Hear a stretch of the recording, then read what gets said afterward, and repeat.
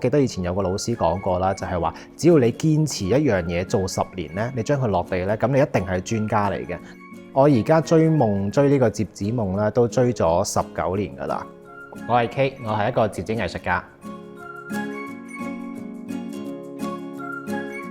我係由12歲就開始摺紙啦。咁嗰陣時咧就啱啱升中一啦。咁老師就話每個人都要揾一啲自己嘅興趣喎。咁我喺無意之中就上網揾到一份教學咧，係教人哋摺一條龍出嚟嘅。咁我嘅印象中咧，其實摺紙淨係摺船啊、飛機、青蛙嗰啲簡單嘅作品㗎嘛。咁冇可能由一張紙唔剪唔黐之下咧，摺咗成條龍出嚟喎。咁我就開始嘗試去研究啦，去揾佢教學出嚟跟住摺。咁點知又真係俾我成功咗喎，又真係摺咗出嚟喎。咁我就越揾越多教學，發覺原來摺紙咧其實係可以摺乜都摺得到嘅。我自己第一件嘅作品咧，就花咗足足有4個月時間先做到出嚟嘅，即係由設計去到製作出嚟。當時係做咗一條飛龍出嚟啦，有翼嘅。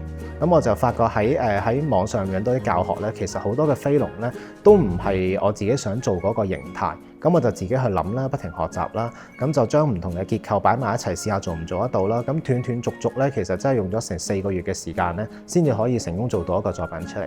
咁都好高興啦！呢個作品做完出嚟之後，其實就收錄咗喺好多唔同嘅外國嘅書籍，日本又有啦，加拿大都有啦，同埋係美國都有嘅。咁亦都因為呢一個作品咧，就喺加拿大咧就頒發咗一個獎項俾我，叫 Alice Russell 嘅獎啦。各個唔同嘅獎項同埋大家朋友嘅欣賞咧，就係對我一個好大嘅動力，一個支持啦。咁喺呢幾個年裏邊，其實我都係去過唔同嘅地方交流，同埋攞啲唔同獎項，包括日本、韓國啊、美國、加拿大啊等等。咁佢每個國家其實佢哋嘅技術係非常之高超嘅，即係我哋就唔可以係固步自封啦。咁去到2018年嘅時候咧，咁我哋就正式成立咗香港摺紙協會呢一個組織。咁我哋就會係其中香港一個最權威嘅摺紙嘅組織啦。我哋喺同年亦都成立咗呢個導師認證嘅制度嘅，將我哋嘅識嘅嘢咧就教晒俾佢哋。我好期望咧摺紙藝術喺香港發展咧，係令到大家知道呢樣嘢唔係一個小朋友嘅玩意啦。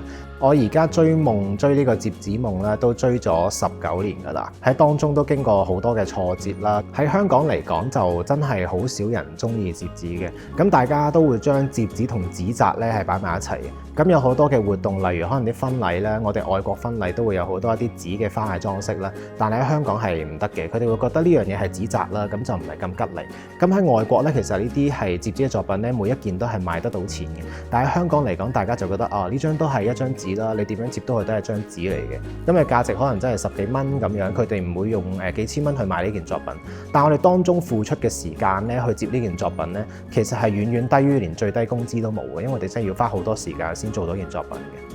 我記得嗰陣時啱要出嚟社會做嘢啦，咁就摺紙真係唔係可以成為一個事業嘅一個項目嚟嘅。咁我哋就要揾工啦，咁去做唔同嘅項目啦，咁去維持自己嘅收入啦。咁嗰段時間真係全心全意咧投入工作上面嘅，咁就令到我放棄咗摺紙一段時間。嗰陣時係做 marketing 嘅。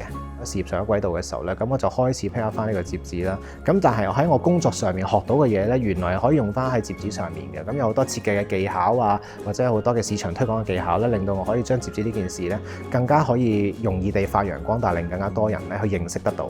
今次嘅展覽咧係一個好好嘅機會，可以喺香港度推廣摺紙啦。一共咧，我哋成個團隊做咗15隻熊貓，用咗超過200個鐘。每一款我都會整一個 sample 出嚟先啦，包括咧我哋係首先喺張紙上面咧壓好線啦，再將佢剪裁出嚟，再將邊緣咧組合埋一齊，變咗成隻熊貓。咁當中成個結構，如果我哋有一個部分做得唔好嘅話咧，佢就唔可以成為咗一個立體，佢就會冧落嚟。咁所以當中牽涉到嘅技巧其實都係比較多、比較複雜嘅。咁喺場入邊咧，其實我哋都準備咗一個自助摺紙區咧，就係做一個紙經花嘅。咁我哋有啲嘅影片啦同教學咧係擺咗喺度，咁大家可以咧過去就自己嘗試下摺紙經花啦。所以我哋好希望可以透過我哋自己嘅能力啦，去將呢一樣藝術文化咧承傳落去啦，再喺香港發揚光大，甚至乎發揚去全世界。